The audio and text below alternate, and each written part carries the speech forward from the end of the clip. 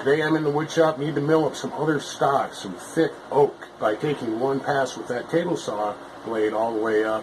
It's quite taxing on the saw itself. So I'm going to show you another way to actually mill up that stock. I'm going to show you how I do it. Now this is a stock that I'm going to be milling, and I need to have planks that are approximately 3 inches wide by about 1 inch thick. Now, as you can see, and my safety guard is in place and my riving knife also, the blade at its maximum height will actually cut through this piece of stock, which is about 3.5, almost 4 inches thick. But, like I said before, to take one pass, that blade is chewing out a lot of material. So the other option, like I said, would be to run this through on the bandsaw and resaw this. That would be a safer option, but I do not have a bandsaw. So what I want to do is I'm going to lower the blade approximately halfway, and I'm going to make a couple passes. Okay? But the problem is I have this guard assembly up on the top, and that's not actually going to allow me to take a pass that's half the thickness of this piece of stock. So my option, and I've done this, probably a lot of other woodworkers have done this too, is remove your safety guard. I do not recommend removing your safety guard unless you are a very advanced woodworker and you know your machine very well, but I do not recommend it. Make sure your saw is unplugged, very first. On this brand saw, my upper guard assembly just locks in with that tab right there and kind of spins out. Now, this is the riving knife right here, and this is designed so when you are cutting through this piece of stock, your two end cuts don't pinch back together and bind on the blade and causing a kickback. So that's what that's designed for. But I actually need to move this riving knife so I can process this piece of lumber, because in this fashion I'll be sawing, and once I get up to this point, my riving knife will hit the end of the stock that is actually not cut.